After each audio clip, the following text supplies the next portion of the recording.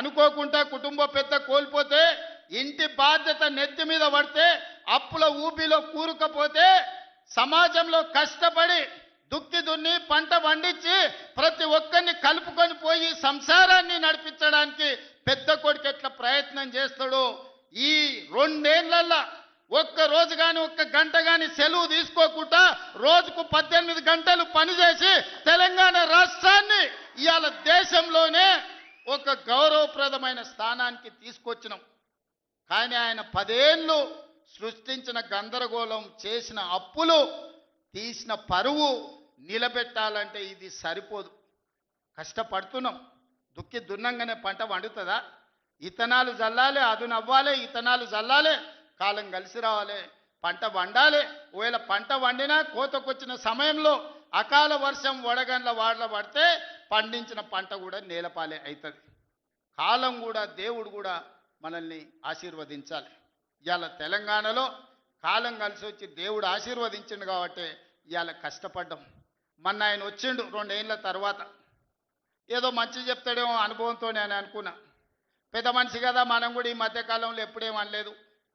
ఏదైతే మీకు చెప్పినో అంతకంటే ముందు నా మీద 181 కేసులు పెట్టిండు. చెంచల్గూడ, చెర్లపల్లి జైల్లో బంధించిండు. ఎన్నో రకాలుగా సతాయించాడు. నన్నే కాదు, నా కుటుంబాన్ని కూడా పట్టి పీడించాడు. కానీ బాధ్యత వచ్చినాక ఆలోచన చేసిన, నా కోపాన్ని, నా బాధను దృష్టిలో పెట్టుకొని ఇవాళ పగ సాధించే కార్యక్రమాలు మొదలు పెడితే, ఆయన పై వలగొట్టే పని పెడితే రాష్ట్రానికి నష్టం జరుగుతుందని అని పాపన వాడు పోతాడు. పోని మనం మంచి పని చేయాలి. దేవుడు శిక్ష ఇచ్చిండు. నేను ప్రమాణ స్వీకారం చేసినాడే కూలబడ్డాడు, నడువిరిగింది. ఇంతకంటే పెద్ద శిక్ష నేను జైలు వేసినా అయ్యేదేం లేదు.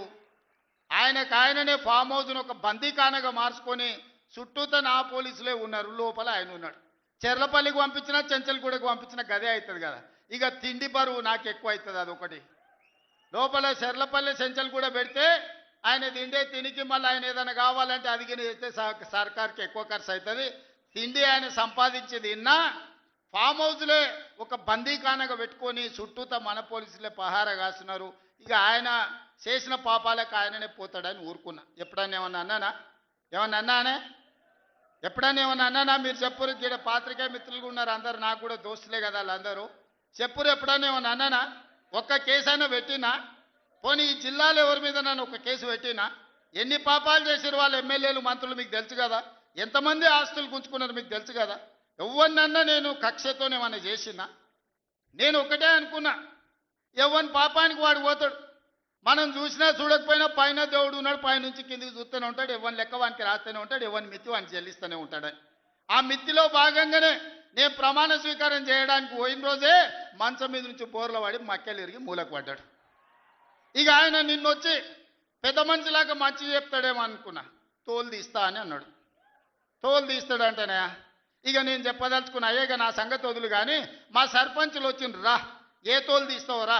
నీ తోలు తీసుడు కాదు, నిన్ను చీరి చింత కట్టి చింతమడకల ఏలాడేసి కొడతారో లేదో మా సర్పంచులు, రా కొడంగల్కి వస్తావా లేకపోతే మమ్మల్ని చింతమడకకు రమ్మంటావా? మా సర్పంచులను తోలుతా. సోయి లేని మాటలు, స్థాయి లేని విమర్శలు. ఒక్కటన్నా అక్కడికి వచ్చే మాట మాట్లాడిండా?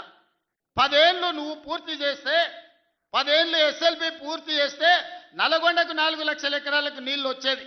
10 ఏళ్ళు పాలమూరు రంగారెడ్డి పూర్తి చేస్తే పాలమూరు జిల్లాలో 10 లక్షల ఎకరాలకు వచ్చేది. కల్వకుర్తి పూర్తి చేస్తే 3.5 లక్షలకు వచ్చేది. భీమా పూర్తి చేస్తే 2 లక్షలకు వచ్చేది. కోయిల్ సాగర్ లేకపోతే ఏది చేసినా, నెట్టంపాటు చేసినా, నా మక్తల్ నారాయణపేట కొడంగల్ పూర్తి చేస్తే 1.5 ఎకరాలకు మాకు నీళ్ళు వచ్చి ఇవాళ కందులు వండించి, జొన్నలు వండించి, కల్తీ కళ్ళు దాగి బతికే పరిస్థితి మాకెందుకు ఉంటుండే? మేము కూడా మీ లెక్కనే మంచిగా పంటలు వండించేటోళ్ళం, మంచి బట్టలు తొడుక్కునేటోళ్ళం. మేము కూడా మా పిల్లల్ని చదివించుకునేటోళ్ళం. 10 ఏళ్ళు పగబట్టి నారాయణపేట మక్తల్ ప్రాజెక్టును ఈనాడు పక్కన పెట్టి 69 జీవోను తుంగలో దొక్కితే ఊరూరు ఎత్తిపోతల పథకం కోసం మా కార్యకర్తలు, ఈ ప్రాంత రైతులు ధర్నాలు చేయలేదా? పార్టీలకు అతీతంగా 69 జీవో కోసం కొట్లాడలేదా? నీ సొమ్మె ఏం పోయిందా? మాకు నీళ్ళు ఇవ్వాలంటే నీకు ఇంత కడుపు నొప్పా? నువ్వు మళ్ళీ బయటకు వచ్చి ఇవాళ ఆయన తోలు తీస్తా అంటు. తోలు నాది కాదు, కానీ ఆ షేక్పేటలో మటన్ కొట్టు మస్తాన్ ఉంటాడు, ఆయన రోజు మేకలను కోసి మండి నడుపుతుంటాడు. ఆయన చెప్పిన కేసీఆర్ ఖాళీగా ఉన్నాడంటనే తోలు తీస్తాడంట, నీ మటన్ కొట్టు మస్తాన్ దగ్గర ఇంత నౌకరీ ఇయ్యండ్రి, ఇంత బోటో కూరనో పోయేటప్పుడు ఈయన బొక్కనో, ఎందుకంటే కోసిన వాళ్ళకు మామూలుగా తోలు తలకాయలు ఇస్తాం కదా మనం ఇంటికాడ దసరా పండుగ అప్పుడు, అవునా? ఏమే ఏం శివకుమార్ రెడ్డి, మన ఇళ్ళల్లో పండుగ పూట వచ్చి యాటను కోస్తే కాళ్ళు తలకాయ కోసినోనికి ఇస్తాం కదా. ఇక మటన్ కొట్టు మస్తాన్ కూడా చెప్పిన, ఆ కేసీఆర్ ఖాళీగా ఉన్నాడంటేనే 2 ఏళ్ళు ఫామ్ హౌస్లో ఏం చేస్తుండంటే తోలు తీసేది ప్రాక్టీస్ చేసిండంట, తోలు బాగా తీస్తాడంట. నీ మటన్ కొట్టులో ఈ తోలు తీస్తాడు, కాళ్ళు తలకాయలు మాత్రం ఉచితంగా సాయంత్రం పోతే దావతులో బోటిగిన ఏమైనా కొట్టుకొని సాయంత్రం 2 వేసేటప్పుడు తీసుకుంటాడేమో అని. 40 ఏళ్ళ అనుభవం అంటావు, రాష్ట్ర మంత్రి చేసిన అంటావు, కేంద్ర మంత్రి చేసిన అంటావు, 10 ఏళ్ళు ముఖ్యమంత్రిని చేసిన అంటావు, తెలంగాణ రాష్ట్రాన్ని సాధించిన అంటావు. నేను ఆడ ఫ్యూచర్ సిటీ కడుతున్నాను అంటే తొక్క తోలు, వాడెవడో వస్తాడంటే ఆ వంతారనా బొంతారనా, ఇవనే ఒక మాజీ ముఖ్యమంత్రి స్థాయిలో మాట్లాడే మాటలు మాకు రావనుకుంటున్నావా? మర్యాద ఉండదని మేము మాట్లాడతలేం, మర్యాద ఉండదని ఇవన్నీ విషయాలు మేము మాట్లాడతలేం. కానీ మాట్లాడ మొదలు పెడితే నువ్వు కాదు కదా నడువుకు రాయి కట్టుకొని ఆడ ఉన్న మల్లన్న సాగర్లో దుంకి చచ్చిపోతావు. మల్లన్న సాగర్ కాకపోతే రంగనాయ సాగర్లో మెడకు తాడేసుకొని ఊరేసుకొని చచ్చిపోతావు. చంద్రశేఖరరావు గారు, నన్ను గెలకకు, నేను అన్నీ చూసిన. ఎక్కడి నుంచి వచ్చిన నేను? నల్లమల్ల అడవుల నుంచి వచ్చిన, జడ్పీటీసీ గెలిచిన, ఎమ్మెల్సీ గెలిచిన, ఎమ్మెల్యే గెలిచిన, ఎంపీ గెలిచిన, తెలంగాణ రాష్ట్రానికి ముఖ్యమంత్రి అయినా అమాం బాపత్ గాని కాదు. అక్కడి నుంచి వచ్చి అమెరికాలో అంట్లుదోమ వస్తే అయ్య పేరు చెప్పి మంత్రి అయినోని కాదు. ఊర్లో దుక్కి దున్ని కష్టమంటే తెలిసి రైతుల నుంచి వచ్చినోని రైతు బిడ్డను. నాతోని తమాషాలు చేయకు. దుబాయ్ పాస్పోర్ట్ బ్రోకర్ల దందా చేయలే, రియల్ ఎస్టేట్ బ్రోకర్ దందా చేస్తుంది ప్రభుత్వం అంటున్నాడు. రియల్ ఎస్టేటు వ్యాపారం పెంచుతుంది, రియల్ ఎస్టేట్ ఆదాయాన్ని పెంచుతుంది, రియల్ ఎస్టేట్ అభివృద్ధిని తీసుకొస్తుంది. నీ కొడుకేమో హైదరాబాద్లో రియల్ ఎస్టేట్ వాడిపోయిందంటావు, నువ్వు వచ్చేమో ఈ ముఖ్యమంత్రి రియల్ ఎస్టేట్ దందా చేస్తున్నాడు అంటాడు. ఇదేమన్నా పాస్పోర్ట్ బ్రోకర్ల దందానా? నేను ఎవరినేం దుబాయ్కి పంపుతా అని మోసం చేయలే. భూములు, ప్రభుత్వ భూములు పరిశ్రమలు పెట్టడానికి రైతులు అడిగిన నష్టపరిహారం ఇచ్చి నిన్నగాక మొన్న మక్తల్ నారాయణపేట కొడంగల్ ప్రాజెక్టుకు 12 లక్షలు ఇస్తామన్నాం. మా రైతులందరూ కాదు కూడదన్నారు. ఏం కావాలన్నా అడగమని మా శ్రీహరికి, మా శివకుమార్ రెడ్డికి చెప్పిన, మా పరిణికమ్మకు చెప్పిన. వాళ్ళు పోయి మాట్లాడిను, వాళ్ళు అడిగింది నాకు వచ్చి చెప్పురన్న. వాళ్ళు 20 లక్షల ఎకరం కావాలన్నారు. పిలిచి క్యాబినెట్లో పెట్టి ఎకరాకి 20 లక్షల దాకా ఇచ్చి 96% ప్రజలు ఏకగ్రీవంగా ఆమోదిస్తే వాని భూమి పోయిన దుఃఖంలో ఉంటాడు, 10 రూపాయలు ఎక్కువ ఇవ్వాలని 20 లక్షల ఎకరాలాగా చెల్లించి. నిన్నగాక మన లగచర్లలో లేకపోతే హకీంపేటలో పోలేపల్లె భూమి తీసుకున్నాం. మొదట్లో 7 లక్షలు అన్నారు, అధికారులతో పంచాయతీ పెట్టుకోరు. పాపం తెలిసి తెలియక వాళ్ళు చేసిన అబద్ధాలకు ఈరోజు పంచాయతీ పెట్టుకోరు. చివరికి అడిగినాం, 20 లక్షలు 22 లక్షలు కావాలని ఇచ్చినాం. ఇందిరమ్మ ఇల్లు కావాలన్నారు, ఇచ్చినాం. అక్కడ అభివృద్ధి ఏం కావాలన్నో చేస్తామని చెప్పినాం. ఆడకు జూనియర్ కాలేజ్ ఇచ్చినాం, మెడికల్ కాలేజ్ ఇచ్చినాం, ఇంజనీరింగ్ కాలేజ్ ఇచ్చినాం, డిగ్రీ కాలేజ్ ఇచ్చినాం, అగ్రికల్చర్ కాలేజ్ ఇచ్చినాం, వెటర్నరీ కాలేజ్ ఇచ్చినాం. ఈరోజు సైనిక్ స్కూలు ఈ రాష్ట్రంలోనే లేదు. సైనిక్ స్కూల్ని కూడా ఈరోజు లగచర్ల కాడికి తీసుకొచ్చి పెట్టినాం. ఇవాళ రాష్ట్రంలోనే ఒక ఆదర్శంగా 250 ఎకరాలలో ఒక ఎడ్యుకేషన్ హబ్ కడుతున్నాం. ఈరోజు మేం పోయి ఆ ఊరికో ఈ ఊరికో ఆ పట్టణానికో పోయి చదువుకున్నాడు కాదు, తెలంగాణ రాష్ట్రంలో నలుమూలల నుంచి కొడంగల్కి వచ్చి చదువుకునేటట్టు ఒక ఎడ్యుకేషన్ హబ్బే ఈరోజు కొడంగల్లో కడుతున్నాం. ఇది మా విధానం. మేము కక్షల రాజకీయం చేయం, ఎవరి మీద కక్ష కట్టం. ఎవరి పాపానికి వాడు పోతాడని దేవుడి మీద నమ్మకంతో కష్టాన్ని నమ్ముకున్నోళ్ళం.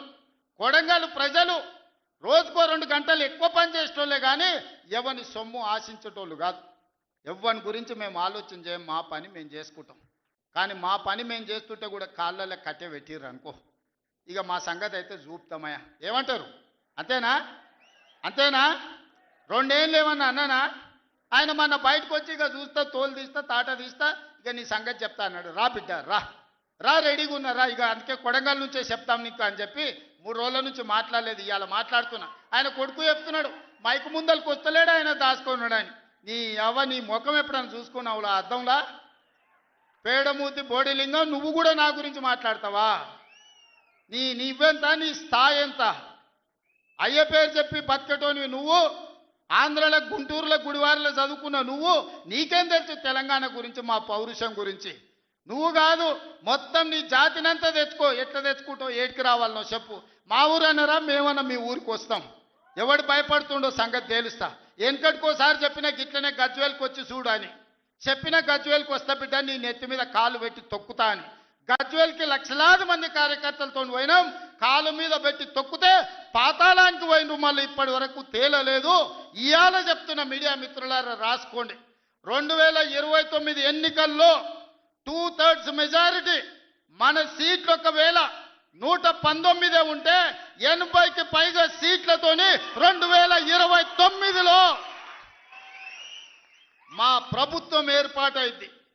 ఒకవేళ 153 సీట్లయితే 100 పైగా సీట్లతోని 2/3 మెజార్టీతోని తెలంగాణలో రెండోసారి కాంగ్రెస్ ప్రభుత్వాన్ని తెస్తాం. ఇది మా సవాల్.